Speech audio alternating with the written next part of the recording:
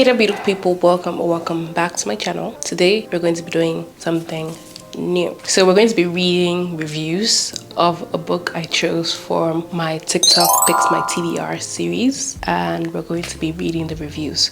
So the book is The Marionette by Katie Weismer, and we're going to be reading the reviews.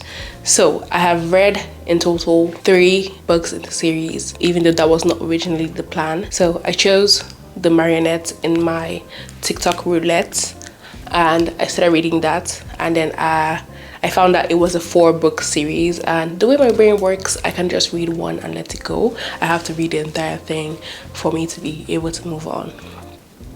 Now we've currently read 3 of the books in the series, but we're only going to be reading the reviews for the first book. We can do book 2 and 3 and 4 in like a different video, but the primary focus of this video is The Marionette. So I have my laptop out, I have Goodreads open, and we're going to be reading what people are saying about The Marionettes. But before we do that, a little backstory on what the book is. So The Marionette is based in America, or quote unquote a fantasy world of what America is. So the book is based in our real world, except vampires are like the majority ruler, humans are the minority, and then there are other like magical creatures like werewolves, wendigos, and a plethora of fantasy characters that exist in this world. There are also witches. So our main character, Valerie, is a witch. She's a blood witch specifically.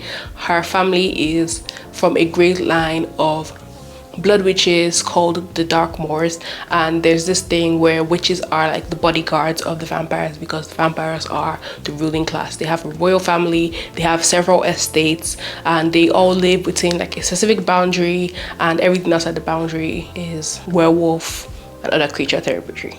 The people who live together are the witches, vampires, and humans, because humans are the food for vampires. Obviously, we fall in this category of vampires not being able to go out in the sun and getting disintegrated. They do. And we have like different estates. So there's this thing called estates. Each estate is in like a different place. So they have one in Canada called the Eau Claire. They have one in New York, which is the estate in America, and it's called the Carrington Estate. And then there's also the Academy, the school where vampires and witches go to school. The young vampires and witches go to school who live under the Queen's rule. So the marionettes are basically witches who are the bodyguards of vampires who choose to stay within the system. The witches who don't like subscribe to staying under the system, or who do not pass the final initiation, induction, end up like being regular people and just living like everyday lives, maybe being like a fortune teller, stuff like that in the city outside of the estate. But basically that's it. Like, we follow Valerie Darkmoor, who is a witch, a blood witch specifically, and how she gets partnered with the prince who has been away from the estate for the past 10 years because his mother sent him away, and then her going through her initiation in the first book and like discovering the ins and outs of society. I would say the first book isn't really the greatest. Actually, I would say the first book really isn't the greatest, honestly. I'm going to say that. I won't say the writing is bad. The writing isn't bad. It's just very slow, and not slow in a way that, oh, it's like a slow burn. No, slow in a way that you don't get a lot of the information. I feel like book 1 and book 2 could be smushed together and become one book, and that would have been better, because like there are a lot of loose ends that don't get tied up.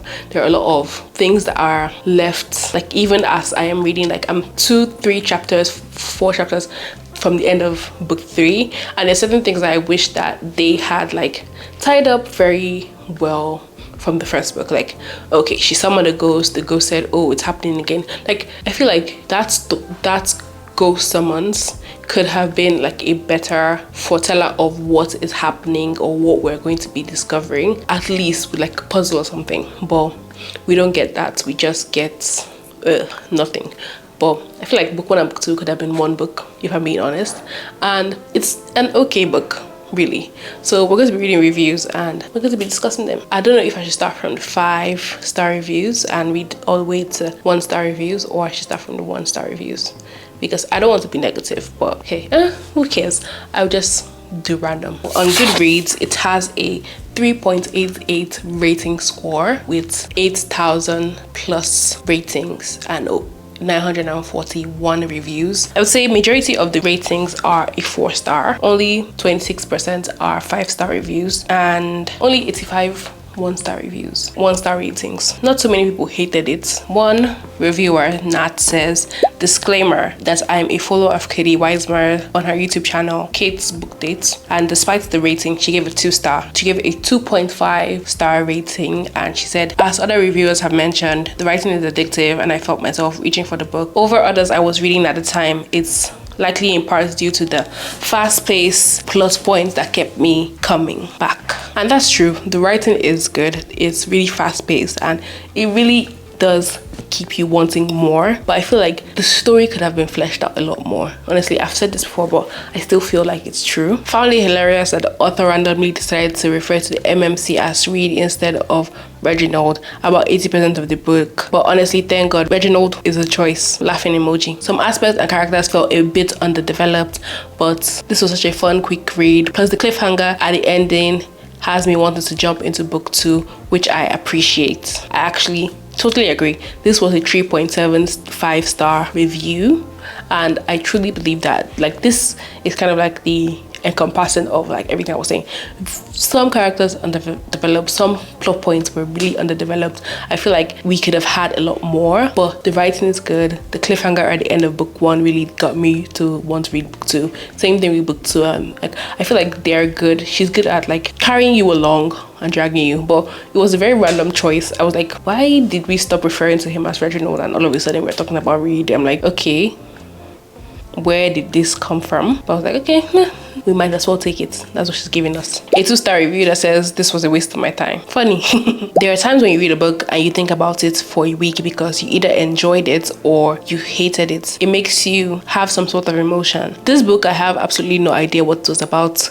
I cannot remember anything that happened and I was a bit bored while reading it. 1-star review from someone on Goodreads. This book is absolutely addictive. So many twists and turns. The writing's addictive. I genuinely can't get enough. And the ending, oh my god, I need the second book right now, please. 10 over 10. Recommend this to anyone who loves fast-paced paranormal fantasy. A 5-star review from Tonita Mowatts. My main issue with this book is it was completely unmemorable.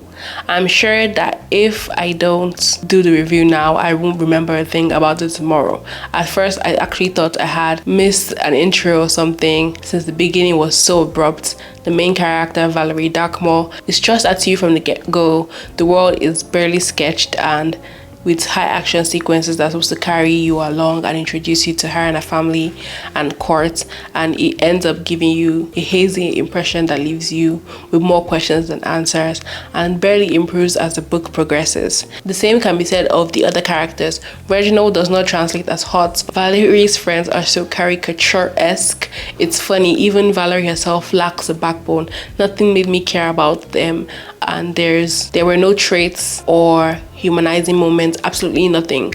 All of them, main and secondary, even villains, smirking assholes, despot queens, overbearing, and maybe murderous mother. I couldn't care less. Overall, poor world building, bad character build up, and the moment the author sold the book with the idea that it was an adult vampire academy, she totally misinterpreted it. There's no adultness at all. Read only if you're into teen angst, YA drama, and an obvious love triangle of empowered heroines, taciturn male leads that are so in their head that it's impossible to guess what they're thinking. Actually, even though this is a 1-star review, it's kind of a read because it's actually very accurate. Like, I made a video, I was vlogging reading this book, like at least at the beginning of the stuff, and I did say I was like a bit confused. Like, I was like, what's going on here? Did I miss something? And then I went to go check and I was like, no, I didn't miss anything. This is the first book in the series. Because like, you just jump in and it's very abrupt and it's like, I'm very confused, but I'm like, I'm not totally hating being confused. It's very unbalancing, if I'm being honest. And this really does sum up like the essence of the first book in little to no positive words.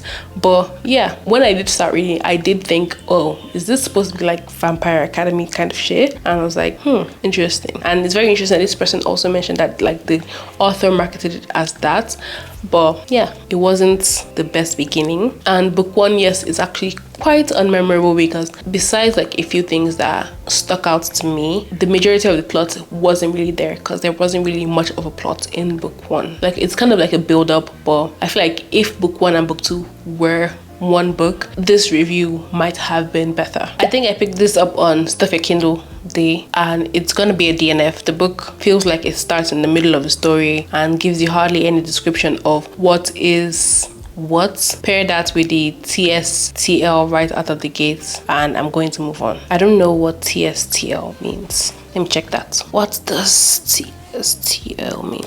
Too stupid to live. That's what it means. Okay, so I do feel like they could have written a better main character. Valerie has so much potential, and I feel like even in third book, I feel like they could have written a so much better character, like especially in the first book, because she really doesn't have a backbone. I know it's like trauma, but I feel like she could have been a stronger female lead. And then there's like the whole thing of like her sister being dead, and I'm like, okay, your sister is dead, fine and good, even though we find out her sister is not dead, spoiler alert. But like it could have been a like much stronger character. And then what pissed me off, and this is like on a side note, at the end of book two, they like have a link to a short novella where you can, I won't even call it a novella because it's literally just one chapter, where you can see the POV of Reed. And I picked that up and I was like, okay, let me read that. It was literally one chapter. I was actually really pissed because I actually thought it would give, like, a lot of the time you don't really know what he's thinking, and there's this thing called a bond where they can like speak to each other in their minds and feel like each other's emotion, but a lot of the time it's cut off because he's like not sharing his emotions. And I was like, okay, I really want to know what he was thinking in this moment, and the book didn't. Like, it was like, you know that meme of go girl, give us nothing. Yeah, basically it was that. But honestly, I won't say I hated the book. I didn't hate it, but I feel like it was I feel like that's gotten a lot better now in chapter 3. Maybe it's because the investment bias, but I feel like it's got a lot better in chapter 3. But yeah, honestly, it's basically like reading the reviews. They're not like extremely scathing reviews, oh my god, no, but the reviews are really accurate on a lot of things. But I would say if you really want to see like what we're talking about, you can give it a read, because I feel like if you read it yourself, then you have more of an idea of what people are talking about. So if you want to read it, go read it. But I don't know, yes, read it, because if you're in reading slump, I feel like this is a good book to read, because you end up like you start off confused and I feel like when you're confused, it kind of like shakes you up a little bit, and it's like, okay, it's fast-paced, it's confusing, and it has a good cliffhanger. So I feel like with those three things, if you're in a book slump, it would help you like shake you a bit and make you be like, what? And for a book, I don't think that's like a bias. But yeah, that's basically it. Anyways, have a great day, have a great life. Until next time, I would definitely be giving like a recap at the end of the month of all the books I read this month, so look out for that. And then also I would do like a full 4-book series like breakdown in a different video. But yeah, that's all for this video. Have a great day, have a great life. Until next time, Pookie, live beautifully.